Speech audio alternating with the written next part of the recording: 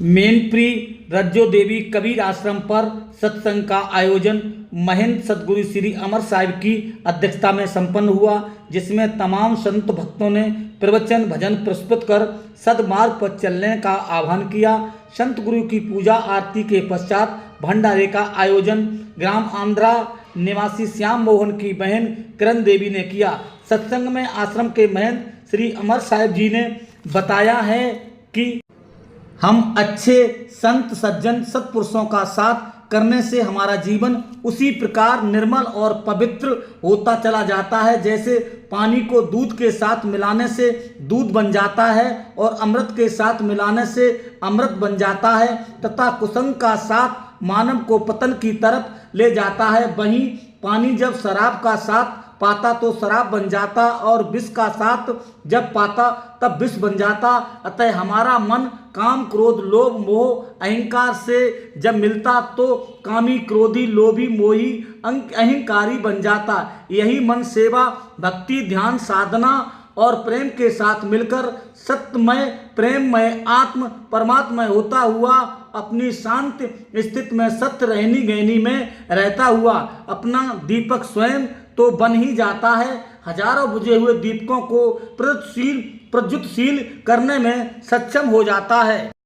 इन तस्वीरों में देख सकते हैं सत्संग के बाद यहाँ पर संत गुरुजनों की पूजा आरती की गई है। इन तस्वीरों में देखा जा सकता है यहाँ पर भक्तमयी महिलाएं और पुरुष सदगुरु अमर साहिब जी की आरती उतारकर पूजा अर्चना कर रहे हैं। इन तस्वीरों में देखा जा सकता है यहाँ पर भंडारे का भी आयोजन किया गया है।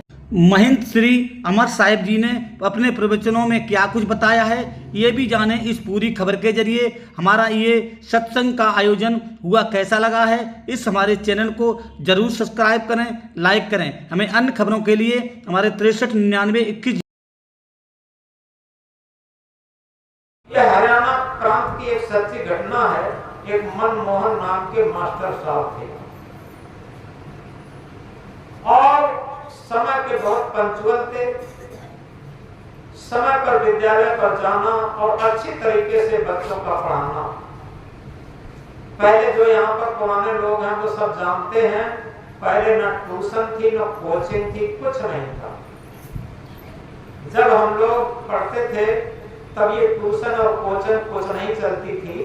तब क्या चलता था, किसी अध्यापक का सब्जेक्ट पिछड़ जाता था, कोर्स पिछड़ जाता था तो एक्स्ट्रा क्लास लगाए जाते थे, यानी पढ़ाई के अलग से कुछ घंटा लगा करके पढ़ा दिया जाता था, उसका कोई पैसा नहीं लिया जाता था।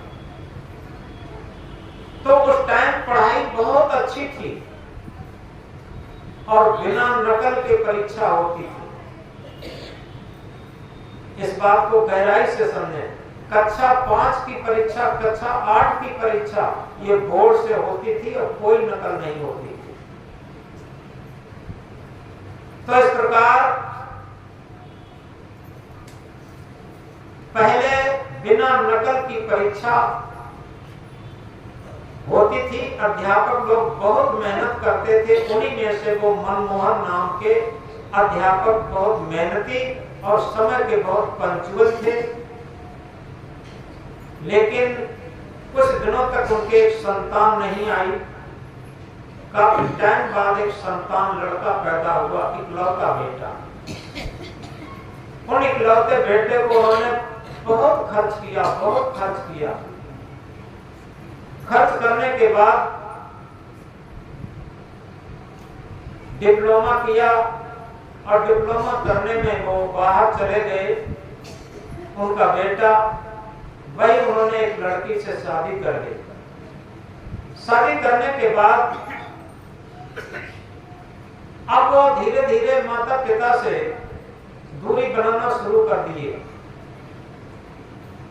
उनकी नौकरी भी लग गई।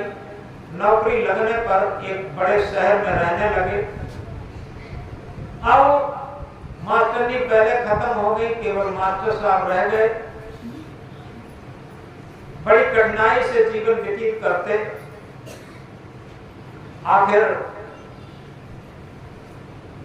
जब उनका बेटा जो सॉफ्टवेयर इंजीनियर बना, जो बंबई जैसे शहर में रहने लगा। बाद में जब उनके एक बच्चा पैदा हुआ तब उनकी पत्नी ने अपने ससुर साहब को बुलाया और पत्नी ने बुलाया। धीरे धीरे बेटा भी बड़ा हुआ। मास्टर साहब को सुकून महसूस करने लगे। कुछ दिन के बाद ही लड़का शराब पी के घर में आने लगा। बहुत ज्यादा पैसा हुआ। उसने एक बंगला बना लिया। अब नित्य रात रात में अपने मित्रों की पार्टियों में रहने लगा। इस तरीके से अब न पत्नी को ये बात सुहाती और पिता को तो बिल्कुल नहीं सुहाती। एक दिन समय पाकर के पिता ने अपने लड़के से कहा, बेटा तुम हमारे अकेले बेटे थे और हमने अपनी सारी संपत्ति तुम्हारे पढ़ाने लिखाने और डिप्लोमा कराने में लगा दी और इसके बाद अब तुम्हारी नौकरी लग गई, तुम्हारे सामने एक बच्चा भी है। अब तुम्हें चाहिए ये सारे दुर्व्यसन से दूर रह करके एक शुद्ध और पवित्र जीवन जी करके एक आदर्श उपस्थित करना जिससे कि तुम्हारी संतान भी सही रह सके। लड़के ने क्या कहा, पिताजी हमें आपके आदर्श की जरूरत नहीं है। आपने जीवन में क्या किया? जिसने जीवन में कुछ न कर पाया हो वो आदर्श की बातें मेरे सामने कहे वो मुझे कतई पसंद नहीं है। आज कही वो कही, लेकिन आगे ये कहने की हिम्मत कभी मत जुटाना। मेरा जीवन है और मेरा जीवन मैं कैसे जीऊंगा ये मेरे ऊपर आधारित है। आप इसमें कोई हस्तक्षेप नहीं कर सकते। इस बात की इस लड़के ने जब ये बात कही, पिता के आंखों में आंसू छलक आए और भीतर ही भीतर घुटने लगा। जिस पुत्र के ऊपर सारी आशाएं बांधी थी उस पुत्र का क्या जवाब आज मिला, रूखा। और बहू फिर भी हमसे प्रेम से बोल लेती है, रोटी दे देती है, समय पर हमारी व्यवस्था रखती है। जब उसकी बहू ने अपने पति की बात बेरुखी और पिता के सामने देखी तो उसने समय पाकर के अपने पति को समझाना शुरू किया, लेकिन पति ने अपने अहंकार में और उस माया के मद में उसने एक बात पत्नी की भी न सुनी। आखिर कुछ दिन व्यतीत होने के बाद धीरे धीरे उसका बेटा 14-15 साल का हो गया और अच्छे विद्यालय में पढ़ रहा है। एक दिन उसका फोन आता है उस लड़के का। किसी मित्र ने किया, कोई पार्टी होने को थी, तो वो कहता है कि तुम्हारे पिताजी तो तुम्हें पार्टी से बहुत रोकते थे, लेकिन तुम पार्टी कैसे कर पाओगे अपने घर में। उसने क्या कहा? उसने कहा, मित्र जी बात तो यही है, खुशी की क्या कि हमने अपने पिताजी को वृद्धा आश्रम में छोड़ आए। अब सब झंझट कट गई, सब कांटा निकल गया। अब चैन से अपनी पार्टी करते हैं, चैन से अपनी जिंदगी अपने अनुसार व्यतीत करते। उसी क्षण उस लड़के ने मन बना लिया कि हम भी अपने पिता को वृद्धाश्रम में छोड़ेंगे। उस टाइम तो वो पार्टी में चला गया और पार्टी में से आकर के और जबरदस्ती गाड़ी में बिठा करके अपने पिता को ये वृद्धाश्रम में छोड़ आया, वहां कुछ खर्चा दे आया। अब उसका पिता, आप समझ सकते हैं, जो फुलवारी पर आशा करता है व्यक्ति, उसे छुड़ा करके और एक अजनबी वृद्धाश्रम में डाल करके वो पिता को कैसा महसूस होता होगा। वहां रोते रोते दिन व्यतीत करता। इस प्रकार से, लेकिन उसकी पत्नी बहुत ही सज्जन परिवार की थी, भक्त परिवार की थी। घर में संत लोग आते थे, संतों का प्रभाव था। वो किसी गुरुमुख परिवार की थी और वो भी गुरुमुखी थी। उसकी बहू को ये बातें अच्छी नहीं लगी।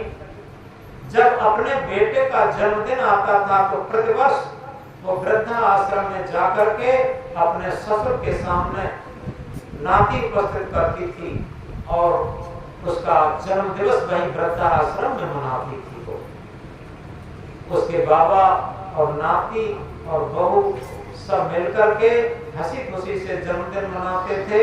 और जब वहां से विदा होते थे तो बाबा की भी आंखों में आंसू आ जाते थे और नाती के भी आंखों में आंसू आते थे। नाती का भी कोई बस नहीं चलता था। धीरे धीरे जब वो 16 वर्ष का हो गया, एक दिन वो शराब पी के आ गया। नाती उस बेटे का जो बेटा था, जिसे अहंकार था, जिसने अपने बाप को वृद्धाश्रम में डाला था, वो 16 वर्ष का बेटा शराब पी करके जब आ गया और आंखें तन्नी मन्नी अपने पिता के सामने करने लगा, बातें करने लगा, तो उसके पिता ने कहा कि खबरदार, तेरी ये उम्र शराब पीने की है। अभी तूने न कोई डिप्लोमा कर पाया है, न कोई डिग्री कर पाई है और तू शराब पीना सीख गया। खबरदार, आज से कभी शराब नहीं पी सकता। वो लड़का क्या कहता है? लड़के ने कहा कि पिताजी, याद रखें, ये मेरी जिंदगी है।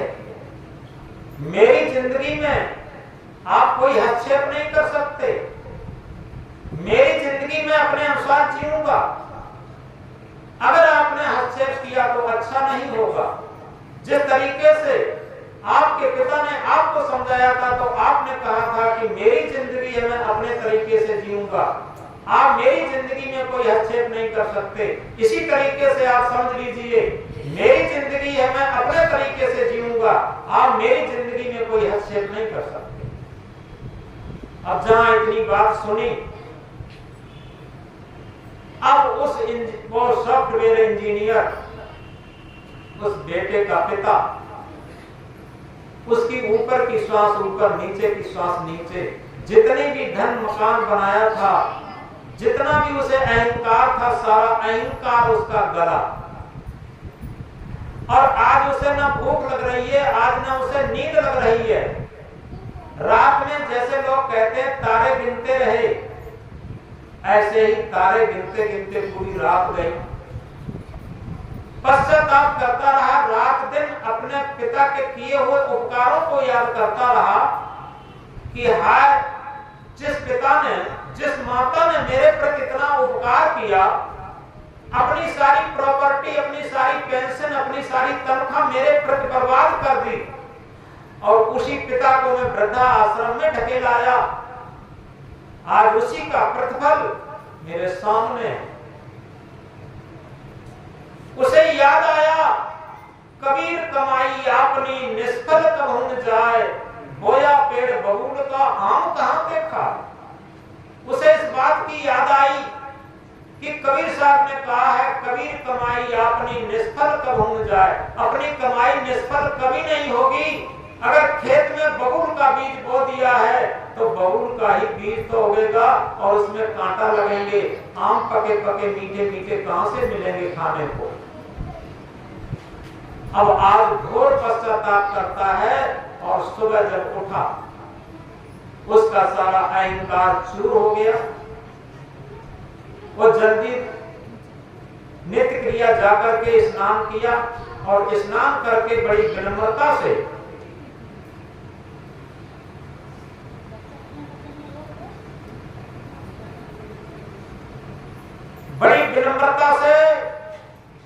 पत्नी और अपने लड़के के साथ कहता है कि भाई चलो हम लोगों को एक जगह चलना, चलो हम लोगों को एक जगह चलना है। पत्नी और उसका बेटा उसकी कार में बैठे और चल दिए। चले जा रहे हैं कार लेकर के, उनको पता नहीं है पत्नी और बच्चे को ये कहां ले जा रहे हैं। आखिर वही वृद्धा आश्रम पे जाके गाड़ी रुकी जहां उनके पिता थे। वृद्धा आश्रम पे गाड़ी जाके रुकी। अभी पत्नी और उसका बेटा गाड़ी पर ही बैठा है और उस बेटा का पिता उतरा, वृद्धा आश्रम में प्रवेश किया। आगे जाता है तो एक सफेद सफेद बाल, सफेद सफेद दाढ़ी हो गई है, पसलियां दिखाई दे रही हैं और लाठी के बल एक बुढ़ा चल रहा है। ऐसा देख करके और उस सॉफ्टवेयर इंजीनियर ने पूछा जाकर के कि भैया दादाजी मनमोहन नाम के एक बड़े बूढ़े हैं, वो कहां मिलेंगे। और जैसे ही मनमोहन नाम लिया, उस वृद्ध ने मुड़ के देखा कि ये तो मेरा ही बेटा है, और पीछे देखा और उस बेटा ने भी देखा कि ये तो मनमोहन नाम के हमारे ही पिताजी हैं। दोनों ने जब देखा, वो सॉफ्टवेयर इंजीनियर बेटा अपने पिता मनमोहन के चरणों में गिर जाता है और फूट फूट कर रोता। सारा अहंकार आंसुओं के द्वारा पिघल पिघल करके निकल रहा है और बार बार कह रहा है पिताजी क्षमा कर दें, पिताजी क्षमा कर दें, पिताजी क्षमा कर दें, मैंने बहुत बड़ी गलती की है।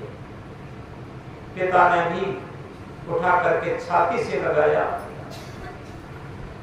और पिता अब कुछ नहीं बोल पा रहा है, वो ला करके ससम्मान गाड़ी पे, और जैसे ही पिता दादा को आके देखा, नाती बाबा से चिपक जाता है, फूट फूट कर रोता है। अब सब लोग मिलकर के बाबा को गाड़ी पर बिठा करके और घर ले आए, नहलवाया धुलवाया और उनको भोजन कराया और सबसे पहले उनको भोजन खिलाया। इसके बाद सबने भोजन किया। अब नित्य का काम हो गया, एक देवता की भांति उनकी पूजा सेवा होने लगी। इस बात को गहराई से समझें, ये सत्संग घटित हो गया। और किसने घटित किया? उस मां ने, उस लड़के की मां ने, उस इंजीनियर की पत्नी ने। वो लड़का शराब वराब नहीं पिए था, उसकी मां की एक युक्ति थी। जब 16 साल का बेटा हो गया तो उसने बेटे को समझाया, बेटा ये तेरा पिता जो है गलत रास्ते पर जा रहा है, अब एक ही तरीका बचा है। हम जीवन भर पैर पड़ती रही, निवेदन करती रही, आज तू शराब का ड्रामा बना के जाना और अपने पिता से वही बात कहना जो इसने अपने पिता से कही। तो 16 साल का बेटा जब जाता है शराब पीने का नाटक बना करके, तो उस सॉफ्टवेयर इंजीनियर का सारा जीवन भर का अहंकार गल गया। जितनी प्रॉपर्टी कमाई थी वो सारा अहंकार गल गया, और जितनी भी योग्यता थी, जितना भी कंप्यूटर का ज्ञान था, सॉफ्टवेयर इंजीनियर का विकास का, वो सब एकदम गल गया। तो इस तरीके से हम सोचते हैं कि आज वैज्ञानिक युग है, बहुत विकास कर रहे हैं। ये विकास नहीं हो रहा, ये विनाश की तरफ जा रहे हैं। इतिहास में विकास की परिभाषा कुछ दूसरी है। भौतिकता के साथ साथ आध्यात्म को भी लेता चल, आध्यात्म को भी लेता चल, जड़ विषयों से हट करके चेतन स्वरूप में रमता चल। भौतिक विकास के साथ साथ अगर आध्यात्म विकास भी हम करते हैं तो निश्चित हम विकास के रास्ते पर जा रहे हैं। लेकिन होता क्या है, बैठे जौनी डार पर काटत सोई डार, जीन मरण को डर नहीं, यह कहते हैं संसार। जिस डाल पर बैठे हैं उसी डाल को काट रहे, जीवन मरण की डर नहीं, यह कहते हैं संसार। पूरे संसार की यही कहते हैं, जिस डाल पर बैठे हैं उसी डाल को काट रहे।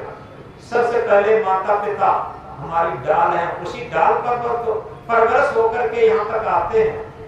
दूसरी डाल है संत गुरु, जिन्होंने हमें आध्यात्म बोध दिया। उन्हें काट करके हम समझते हैं कि गुरु से क्या कम हम हैं। गुरु को दक्षिणा मिल रही, हमें भी मिल रही, गुरु को सम्मान मिल रहा, हमें भी मिल रहा, गुरु से गुरु जी कह रहे, हमसे भी कह रहे, क्या कम रहे? और कंपटीशनली मामला हो जाता और लगता है कि गुरु तो अब कुछ नहीं रहे, लेकिन गुरु से हम बहुत आगे बढ़ गए। ये क्या है? बैठे जौनी डाल पर काटत सोई डाल। दूसरी बात, माता पिता, संत गुरु, और तीसरा अतिथि देवो भव। अतिथि यथार्थ में बहुत बड़ी चीज होती है, हम समझ नहीं पाते। एक जगह गांव से बाहर एक कुटिया थी, कुटिया पर एक संत रहते थे। उनके भक्त लोग इकट्ठे हुए। भक्तों ने कहा कि गुरुजी, आपसे एक निवेदन है कि मैंने सुना है कोई सत्संग कथा भागवत की जाए, और सत्संग के बाद जब भंडारा किया जाता और भंडारे में सुना जाता है कि ये सब धार्मिक आयोजन होते हैं, इसके बाद भगवान जी भी दर्शन देते। गुरुजी ने कहा हाँ, दर्शन तो देते हैं। तो क्या था, गुरुजी के अनुसार तारीख निश्चित हो गई और सत्संग कथा जो भी गाना था वो शुरू हो गया। भंडारे का भंडारा शुरू हुआ है। भंडारे में बड़े बड़े सभाओं को बैठाए गए हैं, बड़े को बैठाए गए हैं सबसे, और बड़े बड़े स्थापक हुए और हर एक से जो संपन्न है वो लोग व्यवस्था ने देखा है। अक्सर आज जाता सेवा वाले बहुत होते हैं, व्यवस्था बहुत होते, इधर परसों इधर आओ, इधर परसों इधर आओ, ऐसे बसाकर हो जाते, सेवा करने वाले कम है हर जगह। तो ऐसे स्थापक लोग थे और कुछ लोग जिनके दर्शन तो परोस रहे थे। तो एक व्यक्ति देखा भाई उधर से बात आ रही थी, पर थोड़ी देर पर दूरी पर बैठा, बैठ के नीचे खड़े बच्चे का कौन एक व्यक्ति कह रहा था कि भैया हमें भोजन दे दो बाबूजी, हमें बहुत तेज भूख लगी है, हमें भी भोजन दे दो, हमें बहुत तेज भूख लगी है। तो एक बंदे ने करती हमें आवाज पड़ी, तो उसने पता करके एक कपड़े साथ पूरी रखी और बड़ी रखी पकड़ सेवा और एक गिलास में पानी लेकर के जैसे ही आगे लगा तो एक दोस्त ने पूछा कहां है? उसने कहा वो भूखा है, उसे दे देते हैं। कोई पीछे मत करो, ये अभी हमारे सिद्धांत लोग खा रहे हैं और वो मांगे से मांगे तो आगे दे, आप देगा। तो बिना लौट आया, जो आदमी था लौट आई, व्यवहार करती नहीं, समझ नहीं होती रही। जब लाख भोजन गया कार्य करा खा इसके बाद भी कार्यकर्ता हम लोग थे वो जी बात थे। अब जी से कहा कि व्यवस्थित बना लोग यहाँ से लोग पास गए हैं, भंडारे खरीदने बहुत ज्यादा बता दिया। और एक बात से रही तो आपने कहा कि इसी धार्मिक कार्यक्रम में बाद में भगवान जी जरूर आते हैं, तो भगवान आए। भगवान जी तो पहली पंगत में आए थे, भगवान जी तो पहली पंगत में आए। तो कार्यकर्ता कह रहे हैं हमने देखा नहीं। उन्होंने कहा तुमने सबसे पहले देखा, किस तरह देखते हैं? गुरु जी की सही का बात रहती है। गुरु जी ने कहा कि तुमने सबसे पहले देखा, और वो गाय कहते रहे मुझे भूख लगी, हमें भी भोजन दो। ये कार्यकर्ता था अपने भोजन परोस करके और उसके पास ले ले, उन्हें भोजन जाने के लिए दादा तुमने ही होगा और तुमने रोका खाना वाले सब ब्राह्मणों को खाएंगे, इस अर्थ मंगे को खिलाना। तुम उस दिवंगे में भगवान नहीं देख सके तो भगवान को क्या सके? यहाँ से तुम्हें बहुत अहंकार अहंकार को अभी अध्यात्म ज्ञान और भक्ति नहीं आ सकी। उन्होंने कहा जब तक तुम्हारा अहंकार नहीं करेगा तब तक तुम्हारे अंदर भगवान को बड़ी ज्ञातम परमात्मा को बड़ी है मैं माता तक नहीं आ सकती। अध्यात्म बोध हो सकता नहीं हो सकता। तो ऐसे सब बड़ी बात ये है वही वो कहावत में है वही देह और देह या वही देह वही स्वर्ग को राम बहु बहु को बड़ी आना। तो आज शादी होते जाती है, बहुत जाती है, बुका लगाया जाता है, क्या होता है और बहुत सम्मान होता है, लेकिन बहुत जब ढोकरिया बन जाती है, कमर दर्द जाती है, दिखाई देती, बाल सब पीछे जाते हैं, संकल पड़ते हैं, बाल सब सही सफेद हो जाते हैं, सही की कहीं से तब क्या नाती का रेड डॉग इधर बैठना चाहिए आपको भाई दे भाई ससुर को बगर बहुगर कावती परो ढोकरिया ना बस के लिए परिवर्तन तो देखते हुए तो उस ढोकरी में ही मस्त दे ले तो समझो वहां पर परमात्मा का दर्शन कर सकता है। ये वहां तो शरीर की रक्षा बहुत अच्छी देते हैं कि जब तक शरीर में चमक शरीर में खाने धमाने की ताकत है तब आगे करके ला रहे हैं तो बहुत है। अब इसी कमाने माने पैसा कमाने की ताकत नहीं रही अब एकदम भ्रष्ट कर दिए जाते हैं। तो क्या आध्यात्म क्षेत्र है, क्या ये बौद्धिक क्षेत्र है, क्या इसी कंप्यूटर क्षेत्र कहते हैं, क्या इसी विकास का परिणाम कहते हैं? तो तरीके से विकास की परिभाषा ये नहीं है कि कहे कोई बात काट कोई बात ये मन नहीं है संसार जिस पर हमारा जीवन चल रहा है और उसी को हटा रहे हैं, उसी को निकल रहे हैं। हमारा क्या विकास है, कंप्यूटर कैसा विकास, ये सारी चीजें बदल की जाने की है। तो याद रखें हम इस बात पर सत्य बात रहे हैं कि पर उदय से उत्सव होते दे आते हैं न बने दूसरे को उदय की बात हो छोटे छोटे बच्चों की आना था ये खास में उन ज्ञान की बातों के अलावा हम आचरण भी करते हैं। ये जीवन की सबसे महत्वपूर्ण आवश्यकता है। दुनिया में इससे बड़ा विकास कोई नहीं, दुनिया में इससे बड़ा कोई ज्ञान, दुनिया में इससे कोई पूजा गहनता तो बहुत मिले, गहनता मिला न कोई, गहनता पहचान दे जो गहनता हो। कहते हैं कतई मुख के बेलवा, कहते हैं कतई नहीं मुख के बड़े लाल, ऐसे नरका खाएंगे खाएंगे दरबार। इसमें केवल कहते हैं और नहीं, उनको केवल तक खाने देते। तो ये इस बात को गहराई समझते चले कि यहाँ जितने भी लोग बैठे हैं वो एक साधु, अब कितने परसेंटेज साधु हैं वो के ऊपर आधारित। कभी कहा साधु ऐसा चाहिए जैसा सूत्र हो, बड़ी बात। और ऐसी बात को पढ़ा हो न हो, देहात हो, सहता हो, अधिकारी हो, कर्मचारी हो, कोई भी समझ सकता। साधु ऐसा चाहिए जैसा सूत्र हो, साधारण होगा देख थोड़ा। साधु कैसा होना चाहिए? साधु ऐसा नहीं होना चाहिए कि हमारी रात्रि का साथ नहीं है तो जात बरादरी बात होते और कहते अभी बीड़ी पीता होते हमारी बीड़ी पीने वाला है नहीं, गांजा पीता गांजा पीने वाला मर्द है। एक कभी साथ की बात को नहीं व्यक्त करते। क्या कहते? साधु ऐसा चाहिए जैसा सूत्र, सूत्र का साधु होना चाहिए। उसका स्वभाव क्या है? सार को कह रहे धोखा देगा। क्या करता है? सार चीजों को अपने अंदर लेता है और थोड़ी चीज को बाहर फेंक देता। इस संसार में अमृत भंडार, इस संसार में किस अमृत भंडार गुणग्राही को सुधा है, बाकी बेसर का। इस पूरे विशाल संसार में विश्व और अमृत भंडार गुणग्राही को सुधा है। जो सकारात्मक दृष्टि लोग गुणग्राही हैं, जैसे मक्खी आपको देखी होगी, मक्खी जहां भी को बैठ करके शहद करती है, अभी मक्खी के लिए कहीं को शहद की कमी नहीं है। और साधारण मक्खी जहां भी मक्खी पकड़ के गंदगी बैठती है, आज शरीर में कहीं थोड़ी सी खरोच लग जाए या गंदगी लग जाए, साधारण मक्खी आके वो गंदगी और भूखे बैठ जाएगी। साधारण मक्खी के गंदगी की कोई कमी नहीं है, मक्खी के लिए आपको शहद की कोई कमी नहीं है। ऐसे ही हमारी बुद्धि और मक्खी की तरीके से है तो निश्चित है गुणग्राही होता है। आज अमृत के भंडार हैं और ये भंडार है क्या आज बुद्धि के ऊपर हाथ है, हमारी बुद्धि की अवस्था कैसी है, हमारी सकारात्मक गति है तो निश्चित है हम अपने में दुख पकड़ लेंगे, सुखी पक्की जैसी शिक्षा लेंगे। और निगेटिव बुद्धि है, सकारात्मक बुद्धि है तो उनमें भी चंद्र की दाग होंगे, चंद्रमा में दाग कहाँ और पानी आज जीवन में सकते पानी अंदर में गलतियां कहाँ हैं पानी में, ऑक्सीजन जो हमारे जीवन में सत्य है ऑक्सीजन हम गलती ढूंढेंगे।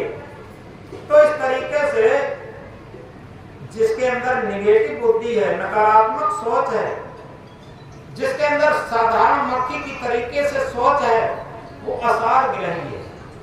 धीरे धीरे जो कुछ ग्रहण करता है वो निग्लेक्ट होता रहता कि उसके अंदर एक निगेटिव बुद्धि है सबको काटने के लिए। तो सबसे बड़ी बात यह है कि साधु ऐसा चाहिए जैसा सूत स्वभाव, सूत के स्वभाव का, सार को कह रहे थोथा उड़ा दे। ये बात तो समझ में आती है, लेकिन इसी के साथ